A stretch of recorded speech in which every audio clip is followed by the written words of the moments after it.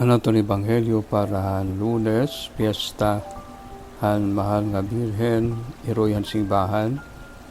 Sumala kan San Juan, Kapitulo 19, versikulo 25 ngadto hiton 27. Natuk daw hira ni han krus ni Jesus, hira iya nanay, an bugto nga babae ni iya nanay, ni Maria nga asawa ni Cleopas, nga ni Maria Magdalena. Hingkitan ni Jesus iya nanay, nga ang tinunan nga iya hinigugma, nga natuk daw haranihan krus. Sanglit nagsiring hiya kaniya nanay, babae, iini an imo anak. Nga nagsiring hiya nga tuhan tinunan, iini an imo nanay. Ngan tikang hadto gendarahiya han tinunan, hinpag-ukoy tampo han iya panimalay. An Ebanghelyo han Ginoo, pagdayawon ka Kristo. Baraan nga takna hayo nga tanan, ngan baraan nga piyesta, han mahal nga iroy, mahal nga Birhen iroy han simbahan. Kaya ano nga nasa rin kita ang mahal nga Birhen iroy han simbahan.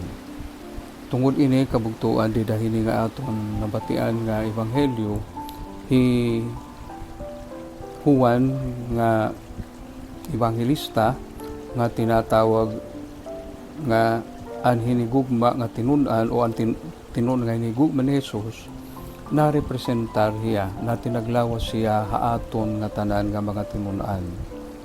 Tungod kay nga tanan man kita mga hinigugma han Ginoo Jesucristo, nga makakasarig kita hiton nga bagay. Tungod kay na-representar hiya aton han pagsiring ni Jesus kaniya nanay, tidahati ila ng krus, babae iini an imo anak. Tapos ginsiring naman ang tinunan, iini an imo nanay.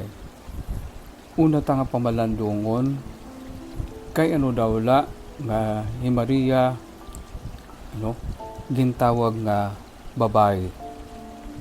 Ini nga pulong nga babae, diri ini pulong nga nagpapanamas-tamas nga sugad bahin waray pagtahod ni Jesus sa niya nanay nga sinisirila niya nga babae. Pahinumdum ini aton kabugtuan hit libro hit Genesis, ansyahan ta nga iroy nga amo hi Eva nga hian siyahan gintawag nga babae. Karoy singon ini nga ngaran nga babae nagpapahinumdum nga ang bahan nga Birhen amo an ikaduha nga Eva. Kung ansyahan nga Eva, asain magpasimuno han diri pagsugutan Dios nga nakapagpaiwas sa aton na paraiso. Iini nga babae, Maria Santissima, asay ini an babae, asay ini an Eva, nga naging masinugtanon, naging mapainubsanon. Ngan tungod hini iya kamasinugtanon, mapainubsanon, natuman niya an pagsunod kan Jesus ngadto mismo ha krus.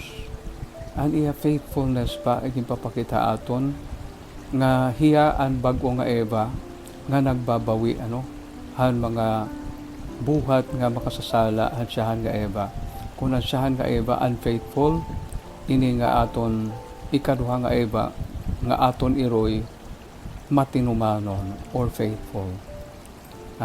Karoy diri la karusin nga punuuhin pagtuo, kundi nga an iya pagtuo iya gintuman tubtob katapusan, tubtob krus.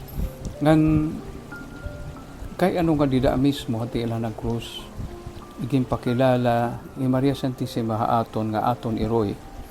Tungod ini kay hi Maria Santissima kabugtuan sugad nga natuk dawi hati ila ng krus, dira liwatit aton tagsa nga mga krus na kinahanglan natumpas anon pagsunod kan Jesus, aada hiya. Diri kita nag-uusaan, may da tairoy nga ada naupod ha aton, nagataga aton hingkusod, nag-aampo para aton. Aton nadadangpan kay iroy mangguniya. Ngan pagsiring ni Jesus, iini an imo nanay, usa iton nga pag-abi-abi ha aton, nga kilal-o naton ang mahal nga Birhen nga nanay. Diri kay hiya nag-anak ha aton, diri kay hiya naghimog sa aton, kundi kay pinaagi han atong pakiusakan Jesus di dahang bunyag, kay naging mga kaapi makitahan lawas ni Jesus.